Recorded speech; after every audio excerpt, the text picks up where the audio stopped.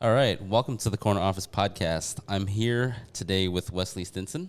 Hi, Charles. How are you? I'm doing wonderful. Thanks for coming on the podcast. Awesome. Thanks for having me. I appreciate it. I'm looking forward to our chat. Yeah, so we're here today at Real Strategy Advisors here at 1200 Baseline.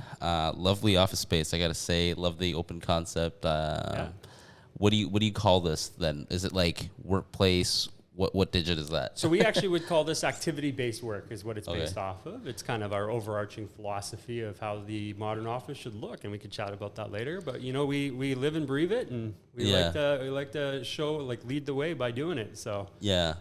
So, okay, well, maybe we can start with, since we're on the topic of this company, what, how many people are here? What's the structure? Tell me a bit about it. Absolutely. So Real Strategy, Real Strategy Advisors is a commercial real estate brokerage. We kind of are a little different from other brokerages in Ottawa in that we focus on space strategy consulting. So really what we do is we help clients understand their needs in the modern office and diagnose those needs and then translate those into space and leasing strategies. So commercial real estate is obviously just like residential. It's a huge, broad kind of thing. We do mostly what's called tenant representation. So we represent organizations, tenants, national organizations, tech companies, defense companies, as they negotiate their office space between them and the landlords. The company also does property management and project and construction management as well for fit-ups. So Okay. we're kind of an all-service little brokerage. We got the whole gamut of things going on here. And there's only 10 of us, so we're That's pretty only good. 10 of you guys. Wow. There's 10 of us, 4 agents and a support team. So yeah. Wow. How long have you guys, how long has this business been operating for? So our broker of record, Darren Fleming, he started Real Strategy 4 years ago, but this is his second brokerage he started, and he's been in the business. He likes us to say 20 years, but it's actually 25 years. He just doesn't want to feel old. You know? Okay. Gotcha. So, yeah. All right. Well, so back to you. Oh. Why commercial real estate? You know what? There's a number of factors into it. I was always kind of attracted to real estate. I had, my cousin was a real estate agent, and previous to this, I was in the Army. You from Ottawa? I'm from Ottawa. I'm from Okay. Canada, man. Oh, nice, Yeah, man. Beaverbrook. So. Okay, cool. I live in Carp now. Oh, right on. My parents live out in Carlton Place now. Okay, and nice. I love the West End. So. Nice. Yeah. So, yeah, I grew up in Canada. Went to Earl March High School. And Okay, nice. Yeah. So I want my daughters to go there. It's a good school. it is. It's a great school. Well, now they have grade 7 and 8, and it's so much bigger, and it's crazy, Yeah. man. I was away from Ottawa for 10, 15 years, let's say, more or less, and I moved back. Canada was insane. Yeah. I don't recognize it.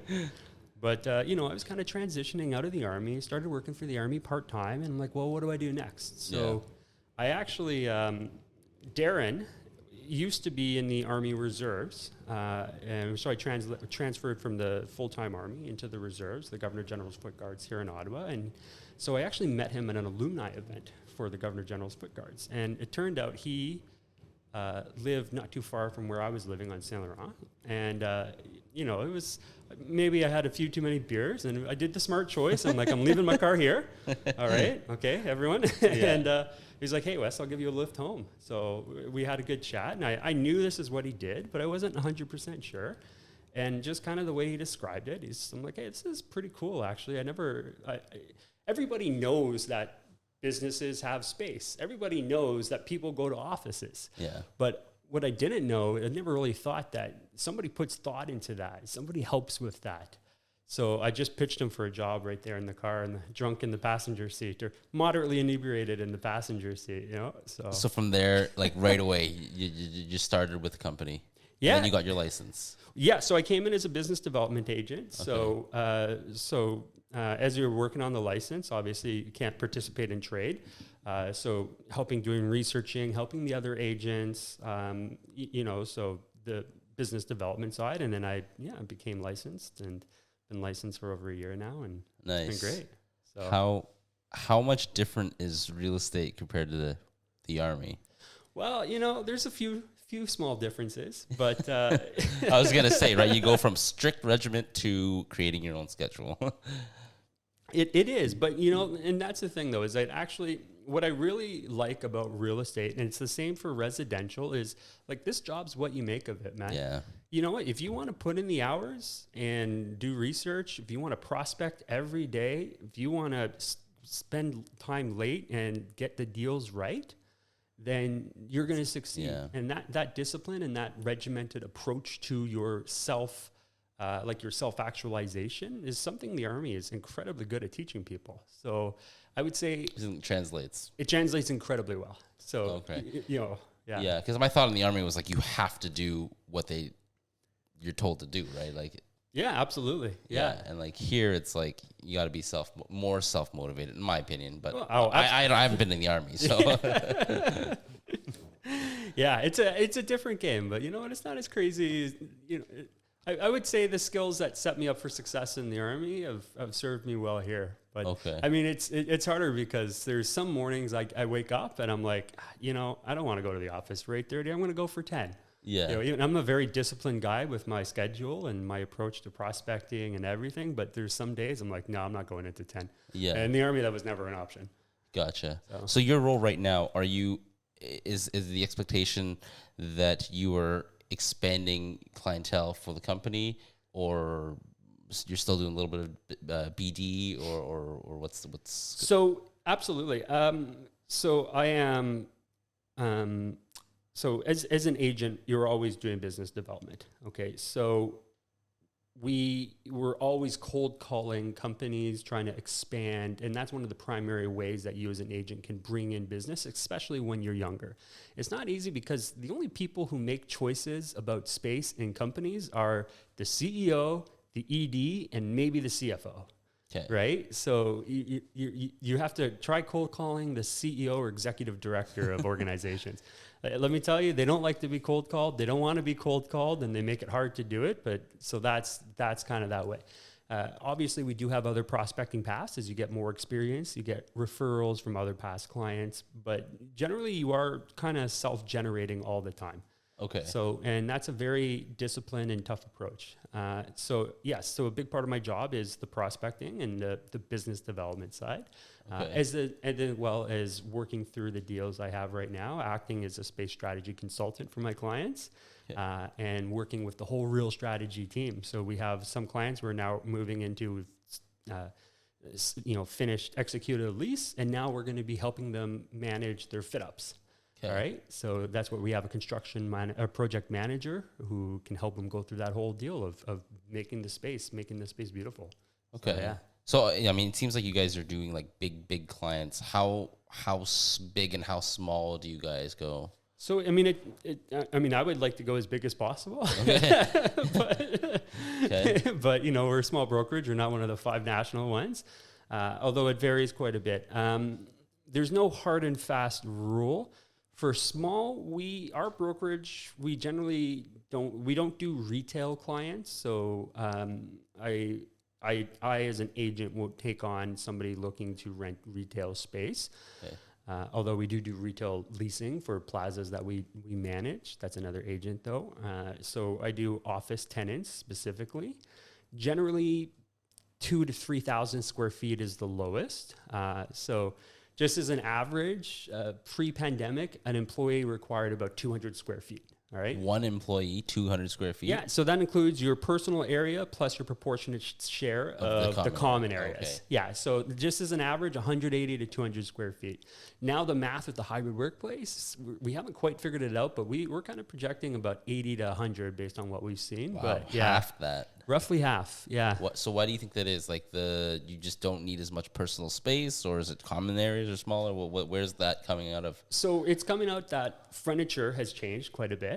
So obviously you see out here, I got a sit stand desk. We have drawers that are movable. We don't really need a huge desk. Some professions still do.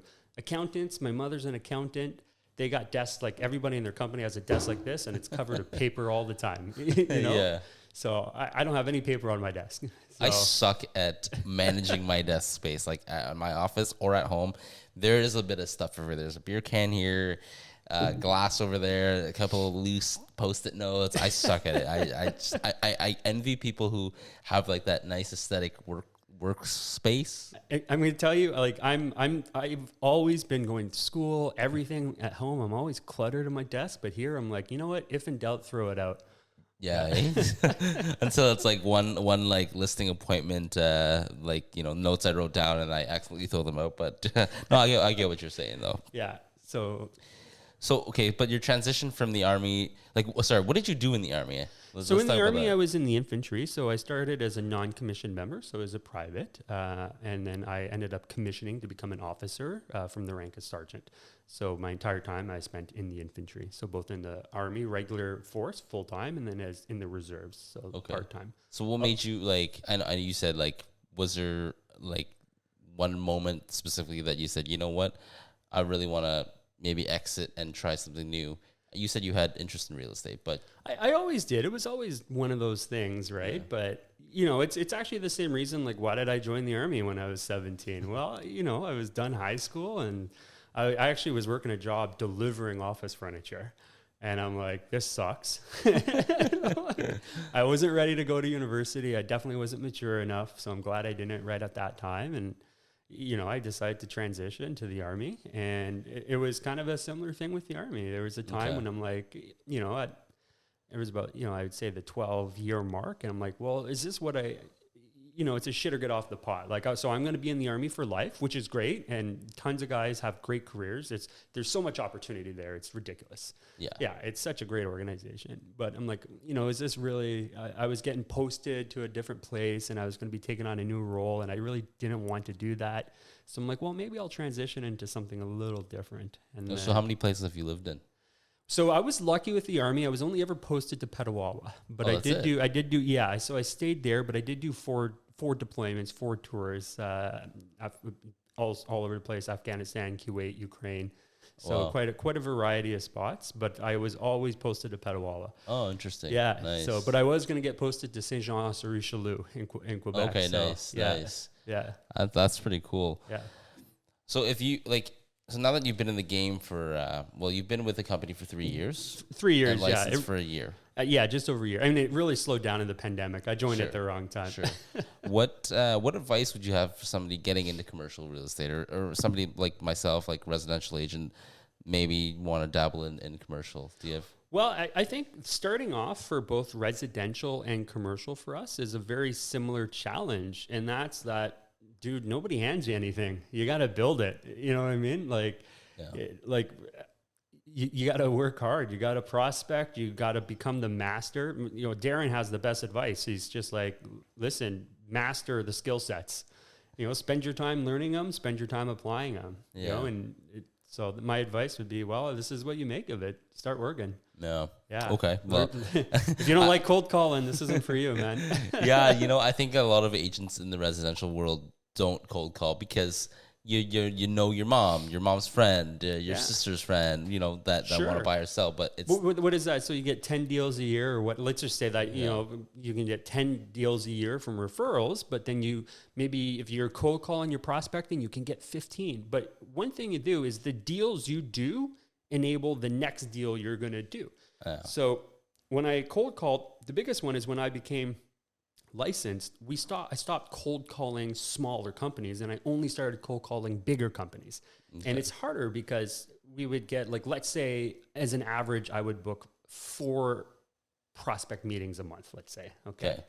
When we started working with larger companies or going after these bigger companies, I went down to 1 prospect meeting every 6 weeks or 4 weeks. But the outcome is 10, 15 times more. And then that enables other companies, because now we just you work with this company. You work with this company. And you tell the other company. And okay, gotcha. Yeah. So we just finished a consulting project with a large national organization. I'm not able right now to talk about it, but or name it, but it's a large national organization that I cold called, and just by our normal prospecting rules, it would really kind of be out of play for us. But I just happened to call at the right time when they're in their business cycle. And so we did a consulting job for them, a pay-for-play consulting job. And now they're going to hire us to do a sublease and maybe lease something new. So really cool. Yeah. Because I saw online, you said you closed like your biggest deal last week or something like that. Was that it? Or? No, that's okay. Yeah. That's something else. Yeah, Can you talk about the big deal that you did? Because that's kind of a big win, right? It's a huge. So by closing, I have to be specific. We have a binding offer to lease, which is not the lease itself, but it's the document that the landlord and the tenant agree to all the business terms before that are binding. And then we take that, put that in a standard form of lease, and the lawyers kind of argue over some of the, minutia. But so, yeah, we finished that. We're waiving the conditions tomorrow. So, oh, nice. Okay. Yeah, big stuff. Yeah. Congrats, man. Yeah. So it happens really quick, generally, the conditions. So, yeah. I always thought with a commercial real estate, like you do less deals a year, but they're big and but you're waiting like months for conditions. Yes. And it's like, you can be, you can be. Yeah. I mean, really, because the average turnaround time for our projects is 6 to 18 months. Yeah. Right. And generally speaking, we don't get paid to the end, right? They don't get commission until they move in. Although sometimes you can get part of the commission when you have a fully executed lease. It depends on the landlords. But so from when we bring on a client and start this conversation about the next steps, because, after this, they got to move, we got to do a fit up. If there's a fit up required, construction, and construction for commercial is just like construction for residential. It's not easy. Yeah. It's not like imagining the space. And that's why we got a great project manager, and his background is in the construction industry, but at the end of the day, there's not enough skilled tradesmen out there. Yeah. Oh yeah. For 100%. Yeah. We can't pay enough for a plumber, Yeah. And we try throwing money at them too. Yeah. All right, well, transitioning into working from home. So you came in at the pandemic. Yeah. Was it 2020 or 2021 when you started? No, 2019 then, right? 2019 when I started. So when you got in, and then it's boom, COVID. Yeah. How do you think?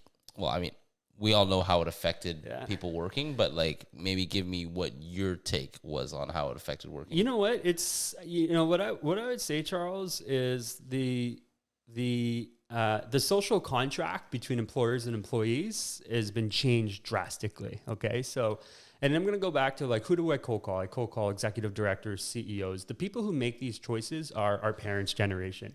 My mother is president of an accounting firm. You know what I mean? Yeah. What she's lived in the office her entire life, that doesn't exist anymore. That social contract between employers and employees that she grew up with is disappeared. Right? The power is a lot more in younger people's courts now. And obviously that big part of that's the job market. But really, take a look. Let's say we're 25 to 35 years old. Okay. We're our generation. And I've been working from home for 3 years. Now I got to go back to the office. Let's say maybe my company has some sort of rational plan. Maybe it's just making shit up, which some are, and highly discouraged. Let's think it out. I'm not going to say the public service says I have to be in 1 day a week, no matter what, but it doesn't matter what day, that's a silly idea. But now I go back to an office and, it crushes my soul. So why would I stay? What's the point? So I think the big change has been that really it's put into focus that the office it's a place that enables human interactions and moments. Okay. We have this great term. We call that your space needs to be magnetic. There's a theory called activity-based work, which is really just how space should be rationalized and organized, and is not new. It's from the 80s. And it was already there. The federal government started to try to shift slowly towards rationalizing how workspace is done for 3-4 years, even pre-pandemic. The pandemic has accelerated it drastically.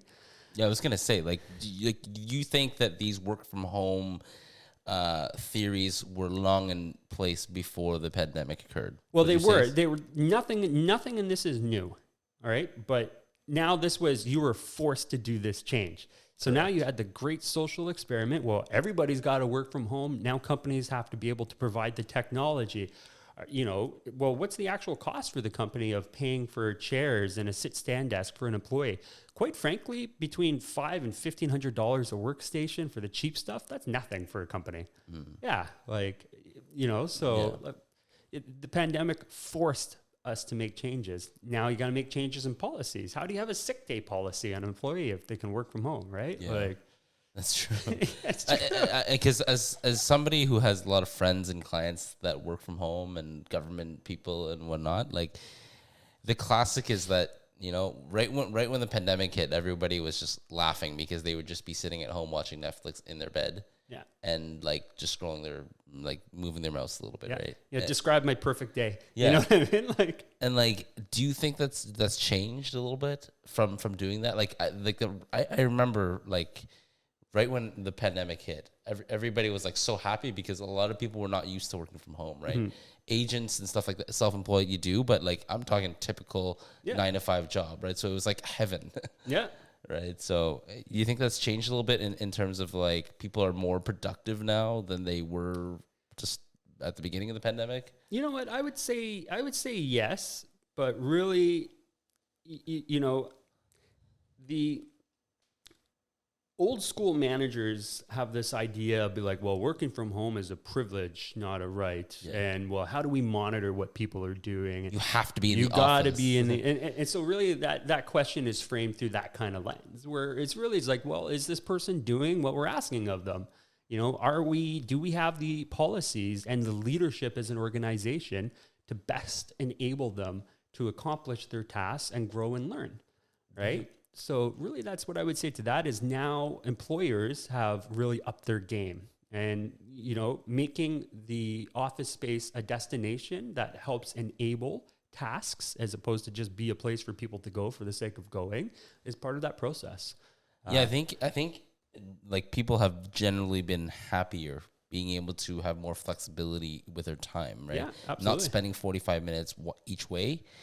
Like, and this is in Ottawa, right? There's other places in the world that it's like 90 minutes. And this is it. So you know what the number one complaint or question that comes up when we do consulting with new clients, we consult the entire we do these great surveys with the whole teams and we have some great tools. You know the number one concern that comes up all the time for people who work downtown?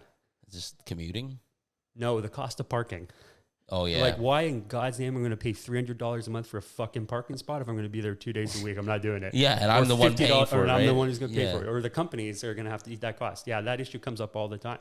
Okay. Yeah. So, yes, the waste of time commuting. Ottawa is not a great city to commute in, dude. I don't know why. Like, the suburbs aren't new. Yeah. You know, like, Canada.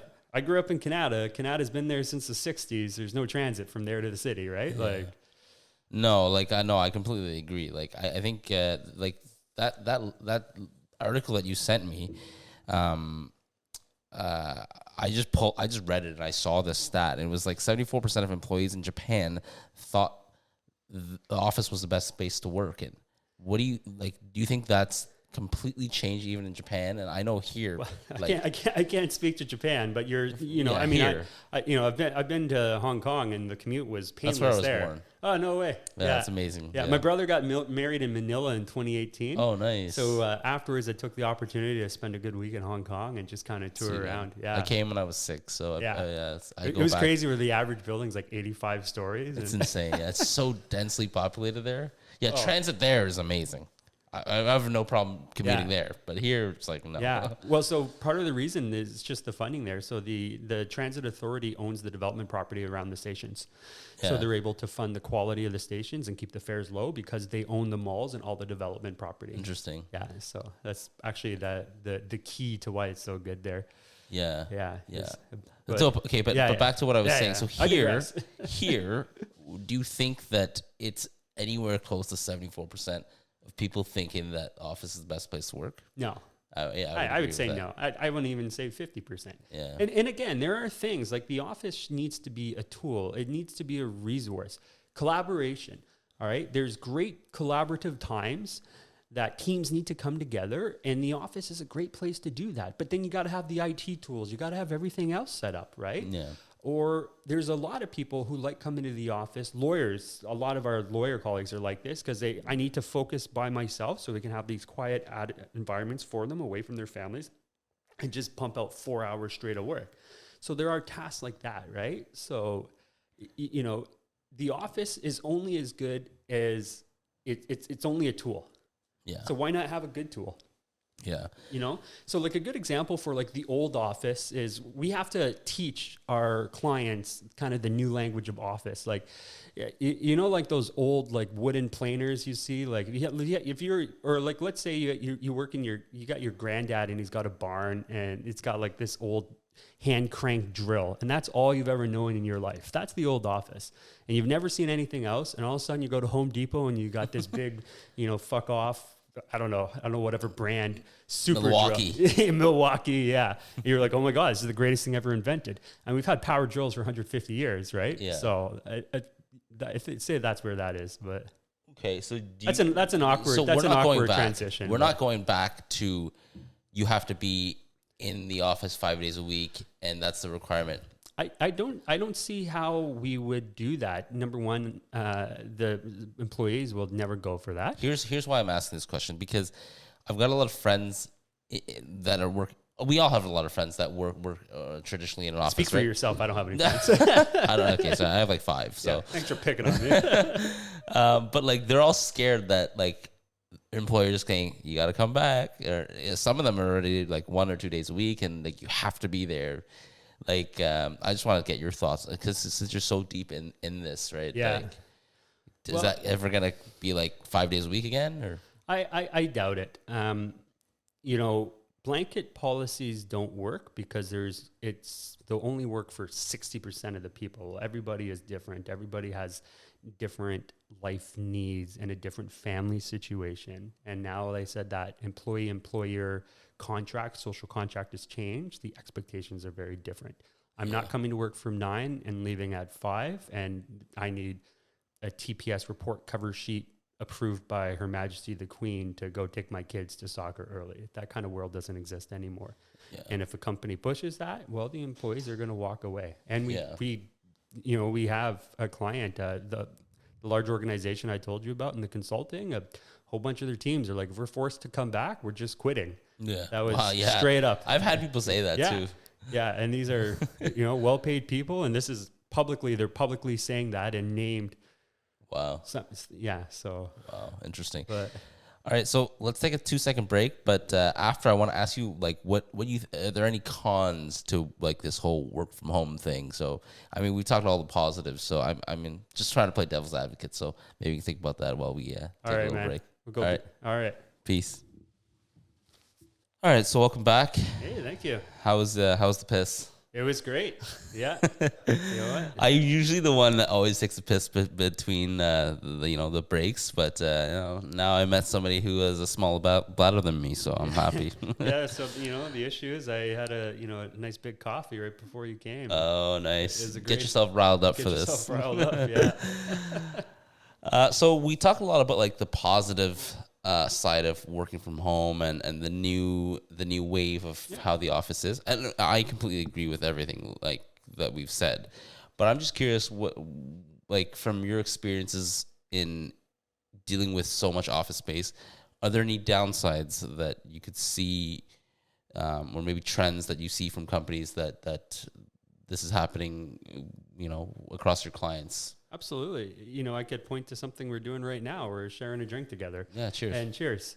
And I'm not saying this is something you should be doing in the morning at the office, although there's, real estate brokerages tend to be a little unique. Yes. But so really the biggest thing is human interaction.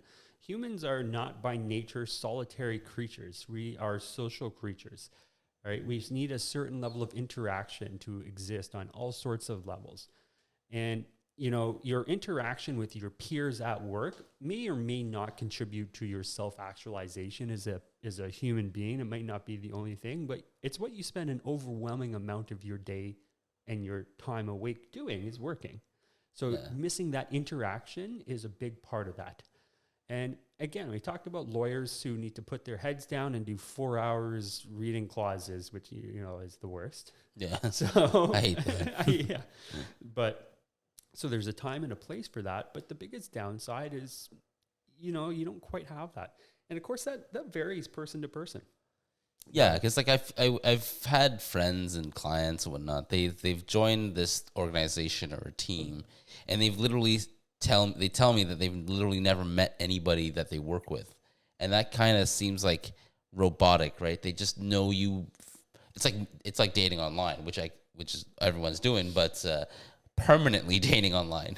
You're never meeting in person, you know. So how do you build trust? Yeah, 100%. How do you build trust, man? You know, like how do you rely on a person you've never met? You know, like is Bill from Arizona my friend because we, you know, it's like MSN chat back in the day. I think we're kind of both that age. Oh, MSN was great.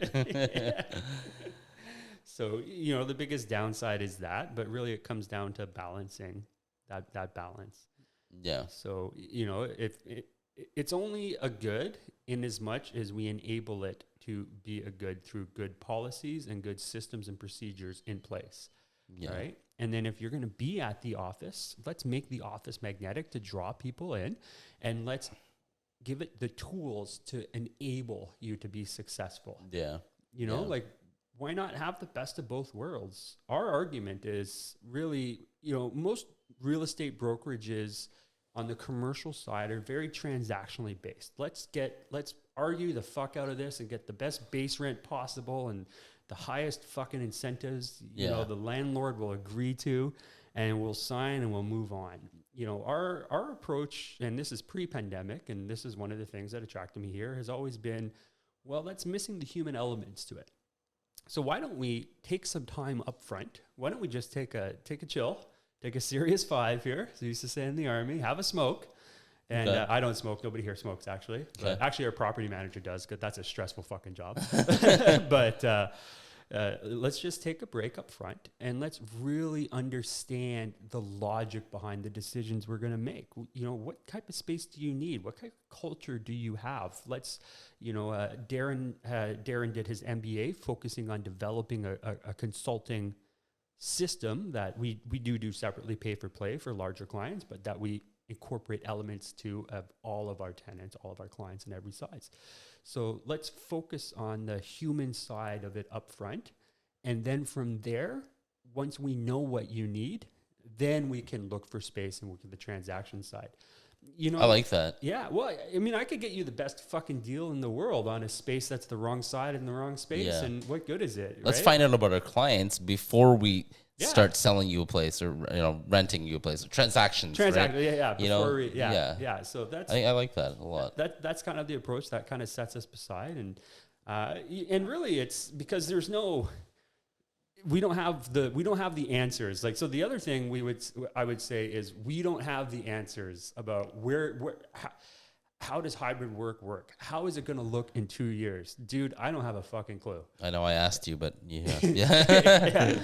But I'm going to tell you that, you know, all we can do is kind of work together. We do have the knowledge and the tools to start from a baseline and understand and see what the next steps should be for your organization, and kind of help guide you down a path that makes sense for now.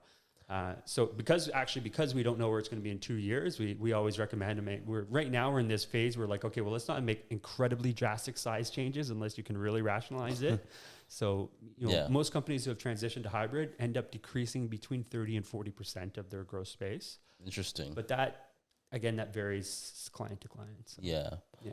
So some are growing actually. Yeah. So, yes. Okay. So transitioning into more of the consulting and strategizing part of what you do here and what the company does, what do you think, like, walk me through, like, kind of, I guess, a few steps from that first cold call that you do. What do you guys do from A to Z, I guess? Absolutely. I mean, and again, it varies situation to situation. So let's say I prospect, I cold call. It's very rare that you'll get a person to pick up on a cold call and they'll agree to meet with you, or they'll call you back. I mean, that's 1 in 1,000. Generally, there's a lot of back and forth. So like a lot of good young people who want to be real estate agents, cold call, leave a message, email to follow up, send them a LinkedIn message, all at the same time. You got to look at the camera for that one. That was good. Yeah, listen, man. Cold call, leave them a message, send an email. All right. Hey, I just left you a voicemail. Thought I would follow up quickly. Be very, very quick. Let's chat. All right. And then send a LinkedIn message for the corporate world, and maybe social media for the agent world. But, yeah. And then, you know, it's that simple. So generally with the prospecting side, we get a few of those back and forths, and then we will we'll get an initial meeting. The initial meeting could be in person or over Zoom. We were doing a lot over Zoom pre-pandemic. Pre-pandemic. Pre-pandemic, we were, but we do like to see the space before, especially for clients, like over 5,000 square feet, let's say. I mean, how can I give you even initial advice on something I haven't seen of your current situation if I don't even know what you look like? Yeah. So we are generally asked to tour the space. And that could be with the executives, the C-suite people, or maybe another person who's there. And we do offer a free lease review as well. Some clients take us up on that, some don't. I mean, it's confidential by law, and if we do have clients that we need to sign non-disclosure agreements with because they're tech companies or defense or whatever. So, and then we have the initial meeting. The initial meeting is always it's almost like a first date, right?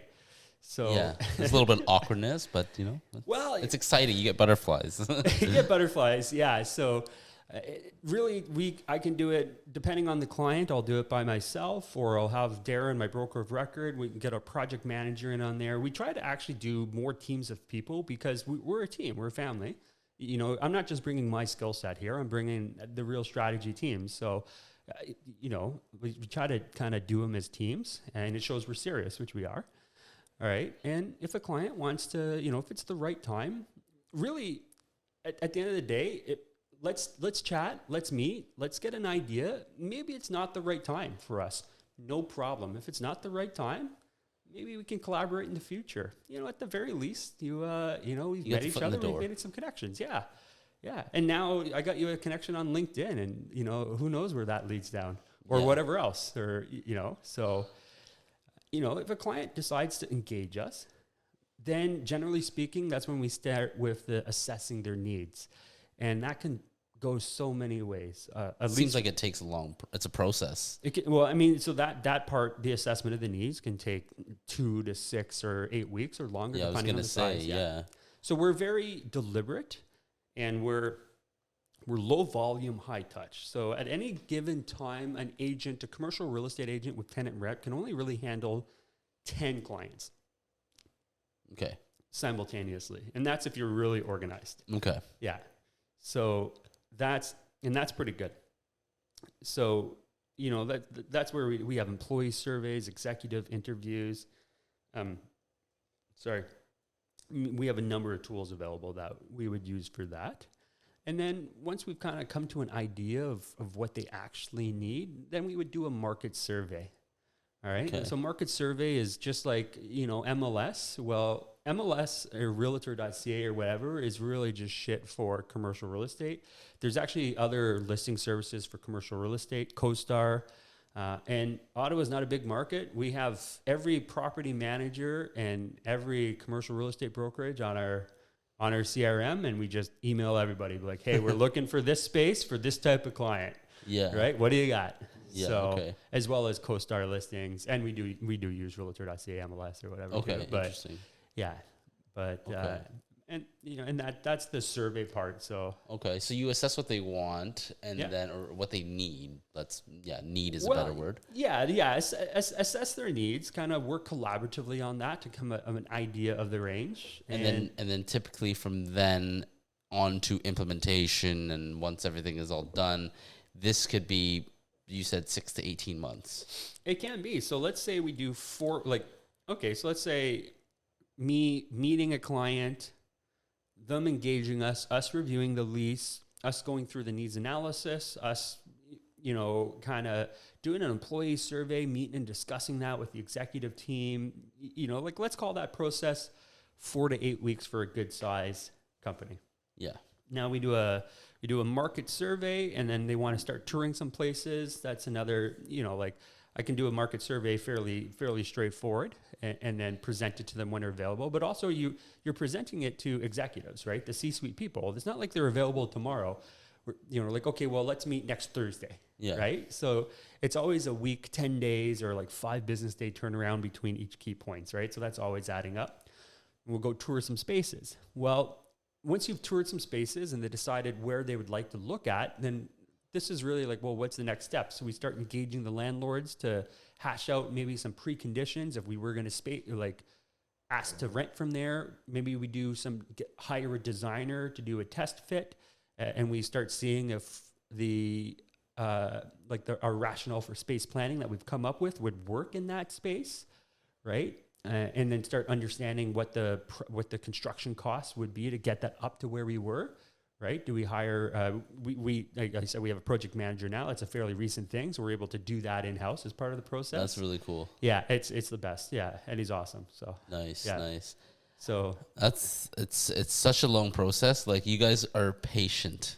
It is, and it's so frustrating as a young dude because it's one of the hardest things. I'm always like, so the deal we they offered a lease, we got signed on Friday. Like, that's been a year process, man. A year. It's been a year since I first met with those guys, and to be fair, it got bogged down because we came very close to the end at another space, months and months, and it fell through at the 9th hour, 10th hour, whatever the fucking saying is. But it's fine. It was for legitimate reasons. It wasn't like malcontent or malice or anything. It didn't work in the end.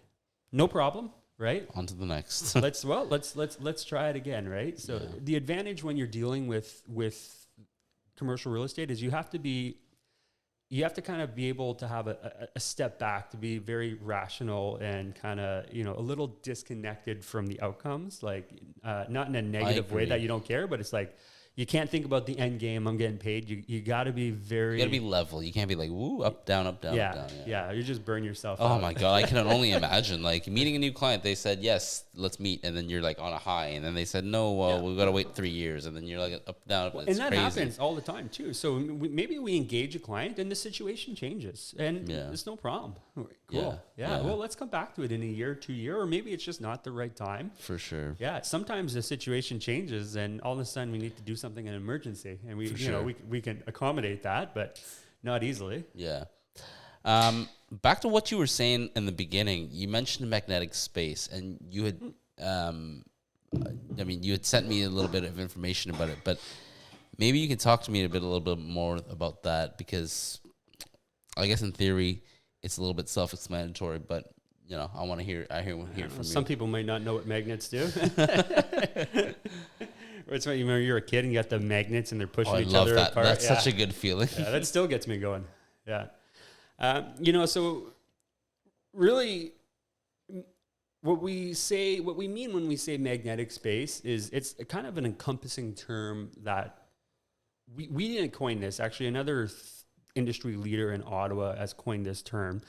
I can't remember who it was, actually. That's all good. But really, it's that what draws people to the office and why, right? So the office has to be both a beautiful aesthetic and a functional space. Activity-based working is this idea that, everything should have variable functions, be able to be used for different things. Right now, we're filming a podcast in we're in our kitchenette here, and we're in the. I love it. This is the table lunch, but we were able to do it anywhere. I do have a desk in the open area here.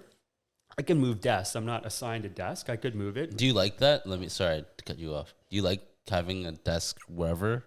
Yeah, but so I have access to every space, right? We have an office that's a flex office. You can use it if you need some privacy. The boardroom, we can use it if you need some privacy. So if I want to get some calling done and it's maybe a little noisy out there, I can go in there. Yeah. Right. So it is pretty flexible. We're a smaller group, so it's easier to handle. I was going to say, because there's the bigger companies that they're like, put your stuff in the locker, and like every day you get to work, you'll just sit wherever you want. It's like a cafeteria.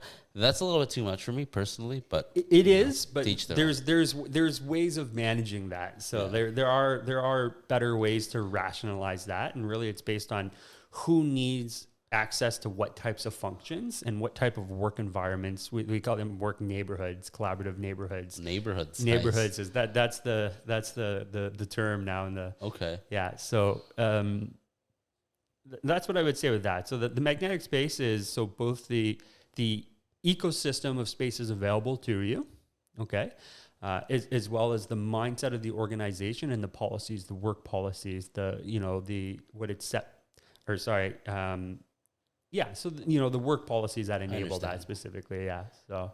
So that's You think companies are really focusing on having something like a magnetic space now more than ever? Well, if they're not, they should be. I'll tell you that much. And I'm always available to chat about it. My name's Wes Stinson, Real Strategy Advisors, 613-401-5864. I love the plug. I actually Absolutely, love the man. plug. Hey, give me a call. I'd love to chat. You know, maybe we're not the right time to collaborate. Maybe we are.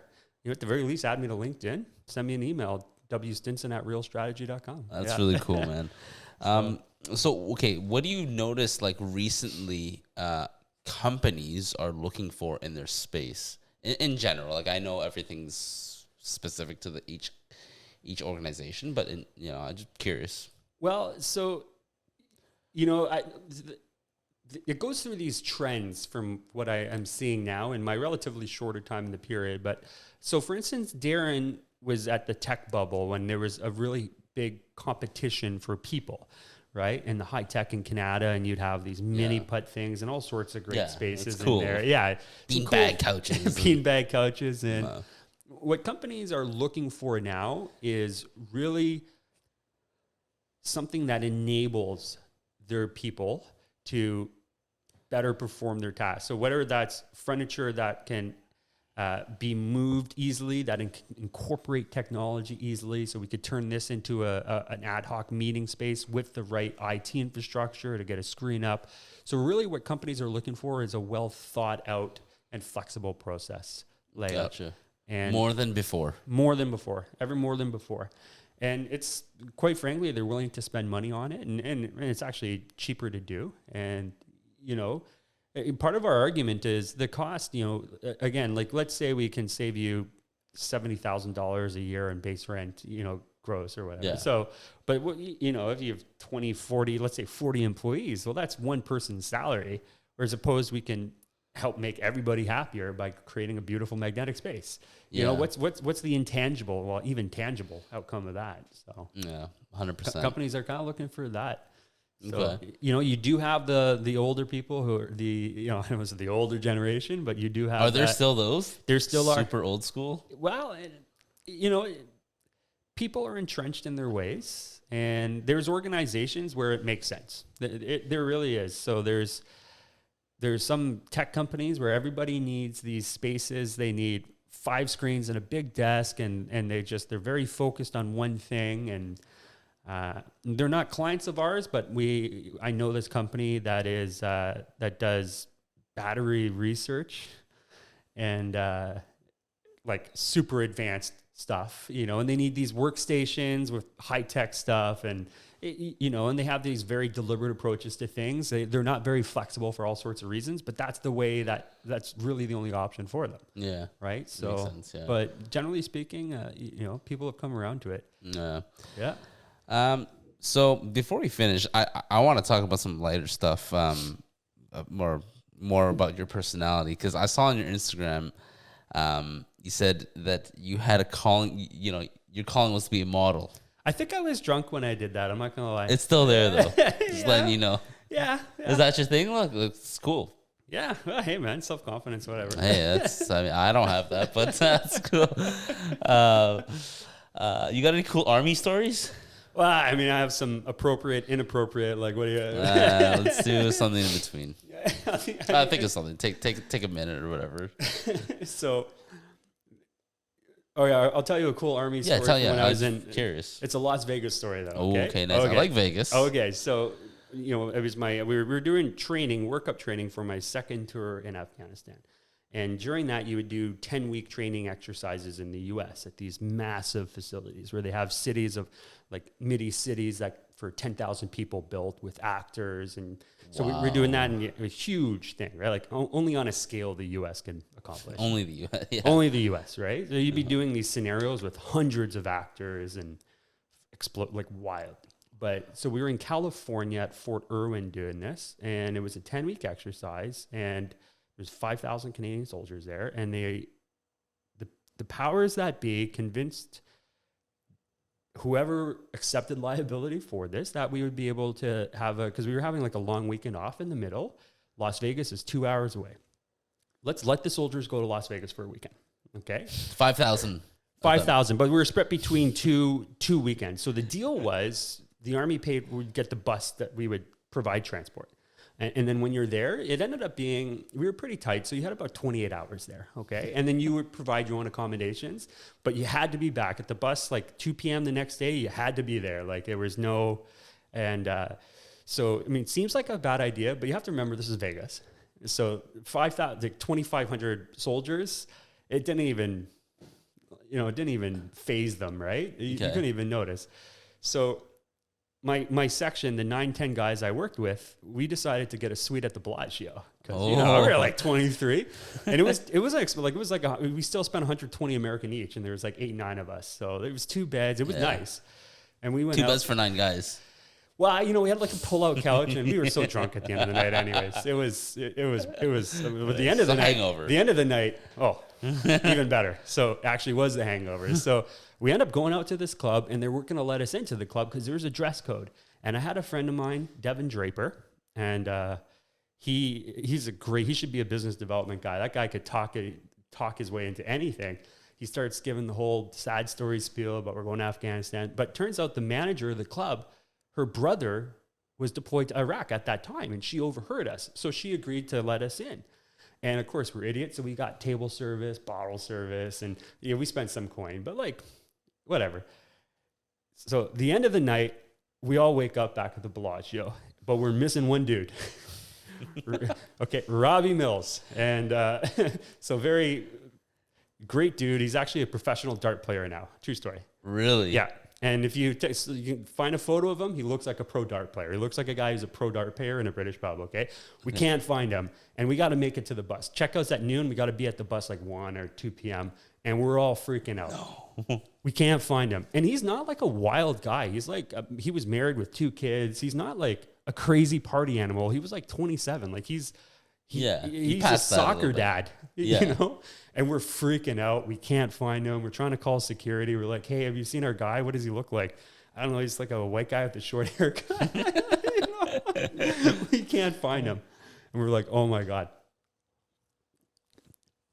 We're at checkout time's noon. 12:15 comes. We're freaking out. We get a knock at the door. We open it up. There's 2 huge Bellagio security guys, and they're holding Robbie Mills. And Robbie Mills has a hot dog. He's got the stuff everywhere, all here. And then he's got, like a mixed drink in a red Solo cup.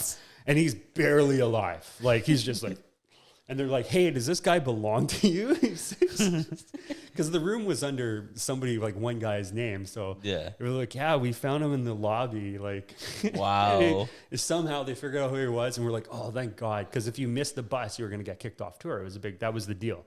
You're there for the bus, you're going to lose the tour. And that's a lot of cash you're losing, right? Yeah. So, to be unemployed.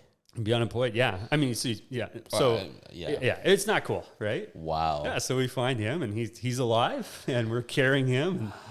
That's a cool story, man. I kind of wish I was 2 days. there. 2 days later, he wakes. He really sobers up, and we're like, "What happened to you?" He's like, "I don't have a clue." Really? So, yeah. But he had a hot dog. At noon the next day. Yeah. So. Can you please send this to him? I want. I will. I have him on Facebook. I got him on Facebook. Yes, Robbie, if you're listening, dude. So that's a good story. Yeah. So I don't know. He's a neat dude. Yeah. All right. Well, honestly, like that, this has been amazing. Yeah, I've had I appreciate a blast. it. That's it for me. Thank you once again for coming on. Yeah, absolutely. I appreciate it. We're glad we could host you here. So yeah, thank you to the brokerage for having the space. I love the background. Love the office. So. Thanks again, and we'll hopefully talk another time, maybe in a few years down the road or something like that on the podcast. I don't know, maybe sooner. Yeah. Yeah, absolutely, man. All right, man. Cheers. Thanks. Yeah, I'll send you a referral. You know what I mean? I'll do the same, man. I need a free lease review because I've been doing some small commercial stuff, which I don't usually do, but that's easy. It's coming. Yeah, no joke. Just lease send that review. to me. Okay. I can take it. Yeah, all right. That's an easy one. That's a Tuesday morning before 10 a.m. problem for me. No problem. All right, we'll chat offline then. Thanks, man. Awesome. Thanks a lot, guys. I appreciate it.